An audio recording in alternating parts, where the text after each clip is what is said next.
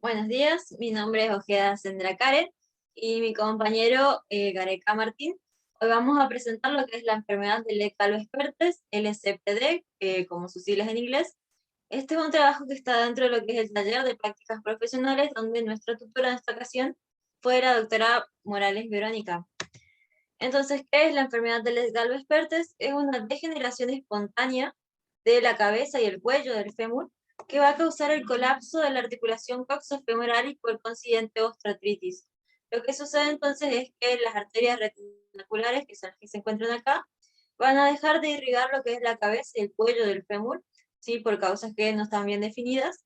Y al ser esta patología que se dan en animales jóvenes, tienen una fisis metafisiaria íntegra, por lo tanto no permiten el paso de ni la anastomosis de las arterias metafisiarias, provocando como consecuencia una necrosis avascular. Esto va a desarrollar una respuesta inflamatoria, causando lo que es la osteoartritis. Esta enfermedad va a tener su nombre en honor entonces a las tres personas que la estudiaron, que son Lex en Estados Unidos, Calvo en Francia y Perthes en Alemania. Y va a afectar a razas pequeñas, normalmente las terriers, como las que se encuentran en la imagen.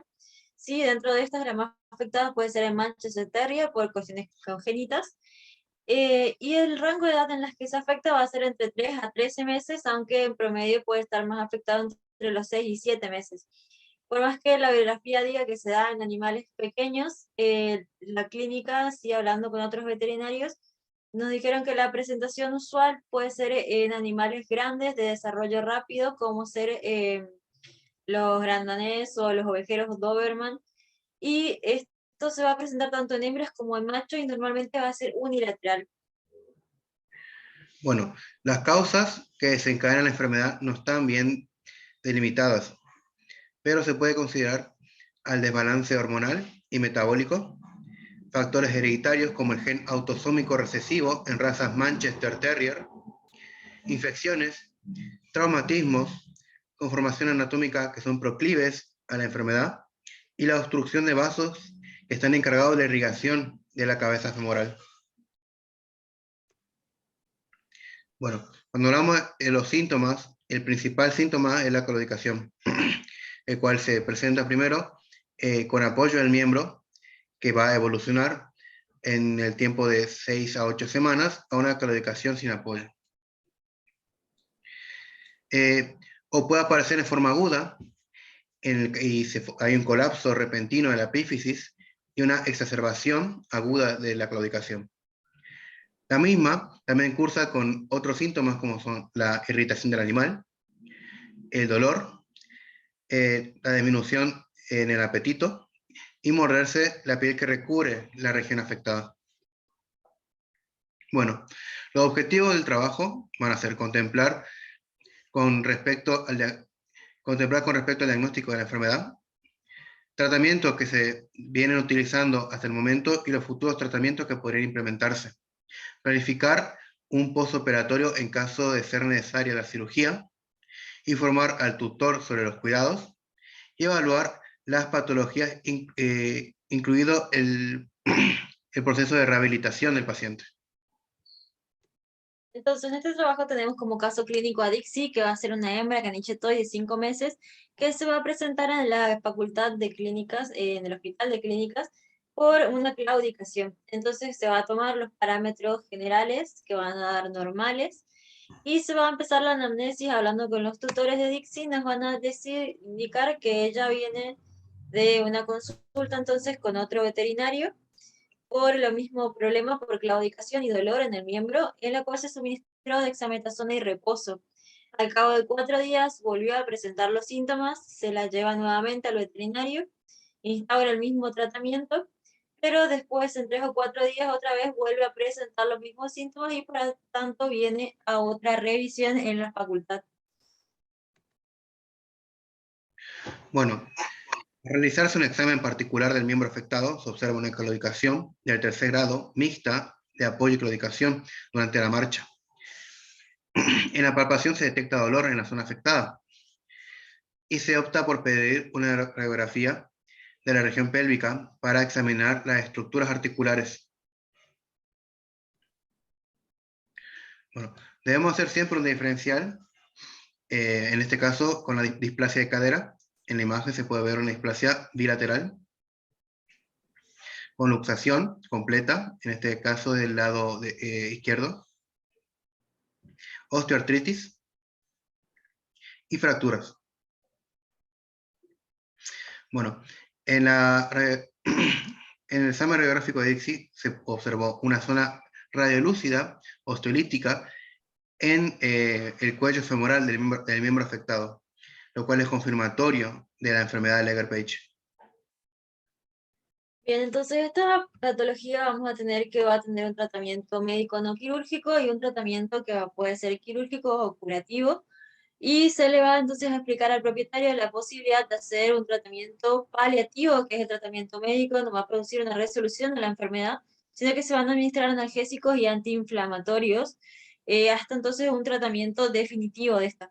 Tenemos que en este caso se utilizaron analgésicos y antiinflamatorios en gotas, porque el paciente era pequeño, pesaba unos 2 kilos, entonces facilita su administración y el cálculo de la dosis. En tratamientos entonces quirúrgicos o que puedan curar la enfermedad, vamos a tener el cabestrillo de Emer, que es el perrito, el que está en el caniche acá. Este se va a utilizar normalmente cuando se diagnostica esta patología al inicio de la patología, donde se va a utilizar este cabestrillo por unas 10 semanas con el objetivo de evitar la necrosis y la avascularización de la cabeza del fémur, de la cuello y la cabeza del fémur. No aplicaba en este caso porque la patología ya estaba más avanzada. Vamos a tener entonces que también se pueden utilizar las células madres mesenquimales o el reemplazo de la cabeza del fémur, que si bien son tratamientos que se aplican en otros países, no está disponible en nuestra región, por lo tanto no se le propuso al propietario. Y finalmente se le propuso al propietario entonces la realización de canales en la cresta del trocánter mayor, que es un método innovador propuesto por uno de los médicos de nuestra facultad, el doctor Fernández, y consiste en realizar entonces canales a través de la cresta del trocánter mayor hacia la cabeza del fémur, con el objetivo de permitir el paso de las arterias metafisiarias y evitar la necrosis de la cabeza y el cuello del fémur. Finalmente, entonces se propuso la osteotomía de la cabeza y el cuello desde el fémur, que el propietario, entonces, considerando sus posibilidades económicas y el postoperatorio, el tiempo disponible para realizar el postoperatorio y la rehabilitación, sí se tiene que tener en cuenta que la rehabilitación en estos casos puede tardar entre 3 a 12 meses, él optó entonces por esta opción. Bueno, se le pide al propietario un prequirúrgico, que es un análisis bioquímico, un análisis de sangre, con un hemograma, hepatograma completo, glucemia, uremia y creatinina, para evaluar el estado del paciente, si se encuentra estable y si está preparado para una intervención. Se le indica al propietario también un ayuno de 4 horas de sólido y 2 de líquido antes de la operación. Como anestésicos, se usa una premedicación con tramadol 15 minutos antes de la aplicación de silacina. Una vez realizado esto, se intuba al paciente y se realiza la inducción con ketamina y azepam. Luego, se realiza un mantenimiento con sevoflurano. Bueno, la osteotomía. Se realiza un abordaje craneal caudal sobre la articulación de la cadera. Vamos a buscar luxar la cabeza femoral, introducir una tijera curva dentro de la articulación y cortar el ligamento redondo. Seguido, marcamos una línea de osteotomía y se taladran 3 o más agujeros a lo largo para asegurar un corte exacto. Y luego con un osteótomo y un martillo se termina el corte. Se debe palpar la superficie del cuello femoral en busca de irregularidades, las cuales si existiesen deben ser removidas con tenaza. Una vez terminada la cirugía se indica los cuidados postoperatorios, como el reposo del paciente, limpieza de la herida, administración de analgésicos y antiinflamatorios. Es necesario someter al animal a una rehabilitación pasadas las 24 horas terminada la operación, las cuales consisten en ejercicios de flexión y extensión del miembro. El tratamiento de fisioterapia es muy importante para poder consolidar las masas musculares, las cuales van a dar soporte a la articulación. También existe el tratamiento de la hidroterapia como una opción, Y bueno, en este caso nuestro paciente logra apoyar el miembro entre la primera y segunda semana y ya lo emplea de forma activa después de la cuarta. Bien, como conclusión tenemos entonces que esta es una enfermedad difícil de diagnosticar en sus primeros estadios y tiene todavía un amplio campo de estudio con respecto a los que son métodos diagnósticos. Esperamos que en un futuro sea posible poder diagnosticarlas en estadios primarios y no cuando el animal tenga una enfermedad ya más avanzada. Al igual que los tratamientos, como podemos ver, hay diferentes tratamientos y algunos de ellos son innovadores. Y también esperamos que en un futuro se pueda realizar un tratamiento al animal sin la necesidad de recurrir, por ejemplo, a una cirugía. Entonces tenemos la bibliografía que se utilizó para este trabajo y entonces muchas gracias por su atención.